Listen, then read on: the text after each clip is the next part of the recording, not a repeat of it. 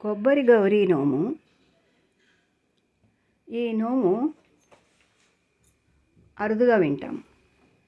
కొబ్బరి చెట్టు కింద కానీ లేకపోతే ఇలాగా అపార్ట్మెంట్స్లో ఉన్న వాళ్ళైతే కొబ్బరి మొక్కని తెచ్చుకుని దాని దగ్గర కానీ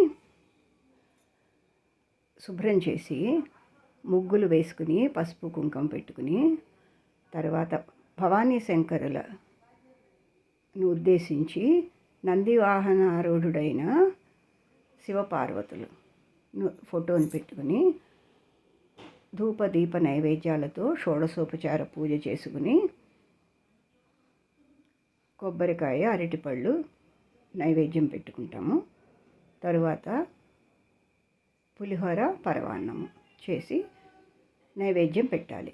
అయితే ఈ పూజ ప్రతి మాస శివరాత్రి అంటే బహుళపక్షంలో వచ్చే చతుర్దశి రోజున పగలు పూజ చేశాక రాత్రి మళ్ళీ పునః పూజ చేసుకోవాలి. ఈ విధంగా 11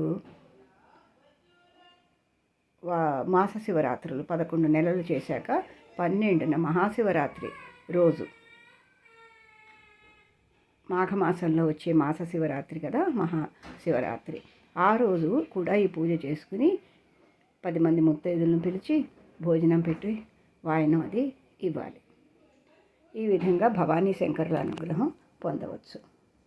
కర్పూర గౌరం కరుణావతారం సంసారసారం భుజగేంద్రహారం సదా వసంతం హృదయారవిందం భవం భవానీ సహితం నమామి. భవం భవానీ సహితం నమామి.